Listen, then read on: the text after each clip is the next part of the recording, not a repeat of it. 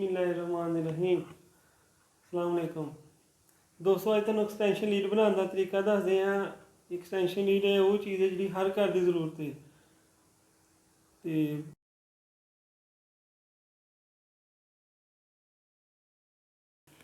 तो दोस्त घर बह के अपना एक्सटेंशन लीड तैयार कर सकते हैं। तो वो अज तुहानूं असीं आसान जिहा तरीका दसदे हैं कि किस तरह। उहदे वास्ते सानूं एक बोर्ड चाहिए। वो तुहाडे अपनी मर्जी जिन्नी मर्जी वाला बना लो। फिर जिन्ने सुच लाने चाहते जिन्नियां साकटां लाने चाहदियां। अज असीं तैयार कर लगे 5 वाली 4 असीं साकटां लावांगे, एक असीं सुच लावांगे। ये तुहानूं असीं बनाने का तरीका दसदे हैं अज कि किद्दां बनेगी। बिस्मिल्लाह।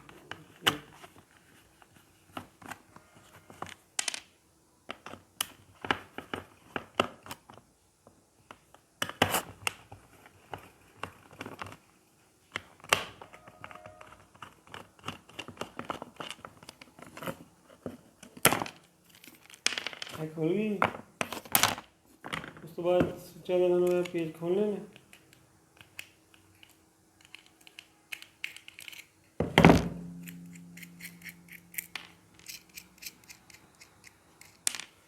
इस तरह सारे पेज खोले जाएंगे।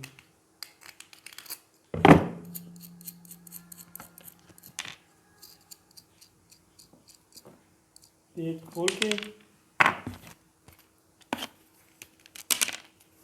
इन्होंने सी है वारी वारी थे कसी आवांगे।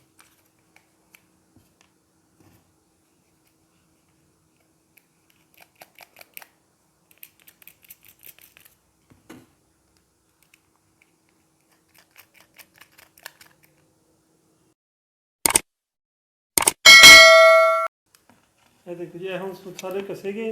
एक सोच तो 4 साकटां जिन्नियां मर्जी ला सकते। एक सोच 2 साकटां भी ला सकते, 2 सोच 2 साकटां भी ला सकते, जिन्नियां लाना चाहो उन्नियां ला सकते।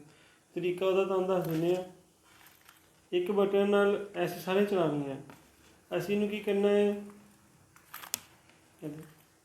एक सोचे 4 साकटां ने इदां आ जाएगा।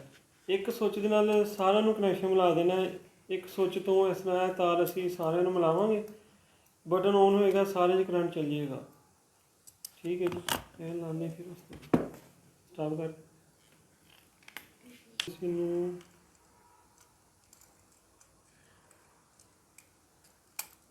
इस तरह देना मिलाना है।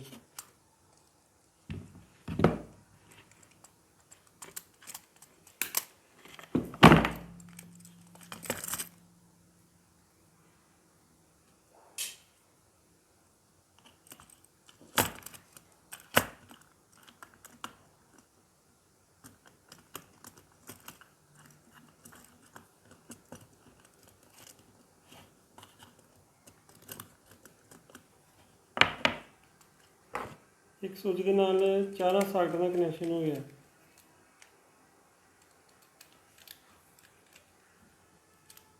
ਸਾਡੀ ਕੋਸ਼ਿਸ਼ ਹੈ ਕਿ ਸਭ ਨੂੰ ਦੋਸਤਾਂ ਨੂੰ घर ਦੇ ਵਿੱਚ ਛੋਟੇ ਛੋਟੇ ਜਿਹੜੇ ਕੰਮ ਨੇ, पंखा ठीक करना, लीड बनाना, इंशाअल्लाह ताला तुहानूं सारियां चीज़ां दसदे रहांगे। अगर किसी दोस्त को कोई समझ ना लगे, पूछना चाहे, वो अपना कमेंट करके साडे कोलों पूछ सकता है। असीं इंशाअल्लाह कोशिश करांगे कि तुहानूं दसीए किद्दां। ठीक है जी, 100 ਦੇ ਨਾਲ 4 कनैक्शन हो गया। दूसरा हुण असीं साडी मेन तार आनी है, वो असीं किद्दां लानी है।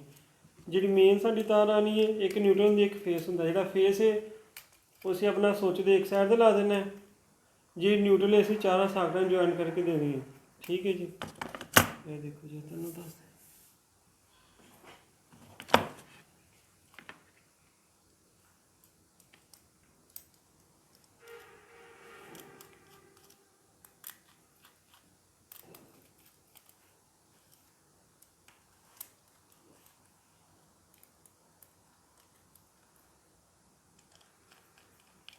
ऐसे 4 साकटां नूं ज्वाइन कर दिता है।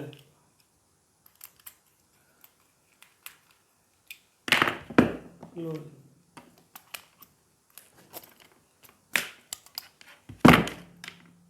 ठीक है जी, हुण आ गया जी मेन। पिछे रह गई मेन असीं किद्दां देनी है। वो जिन्नी तार तुसीं लाना चाहो, गज 2 गज 4 गज जिन्नी लाना चाहो वो तुसीं तार लै लैनी है। एक साइड ते शू लग जाएगा, ਇੱਕ ਸਾਈਡ ਤਾਰ ਅਸੀਂ ਇਹਦੇ ਨਾਲ ਲਾਉਣੀ ਹੈ। ਉਹਦਾ ਵੀ ਤੁਹਾਨੂੰ ਤਰੀਕਾ ਦੱਸਦੇ ਕਨੈਕਸ਼ਨ ਦਾ।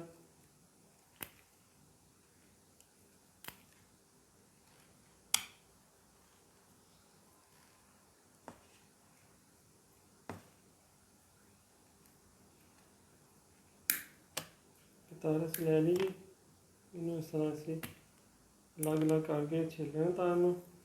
ਠੀਕ ਹੈ ਜੀ। ਇੱਕ ਸਾਈਡ ਨਿਊਟਰਲ, ਇੱਕ ਫੇਸ ਹੈ।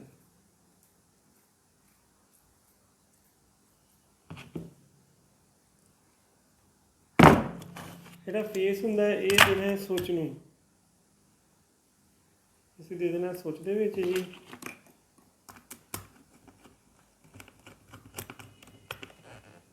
ਐਸੇ ਸੁੱਚ ਨੂੰ ਦਿੱਤਾ ਜੀ। ਇਹ ਹੈਗੀ ਨਿਊਟਰਲ, ਇਹ ਅਸੀਂ ਦੇਣੀ ਸਾਕਟਾਂ ਨੂੰ।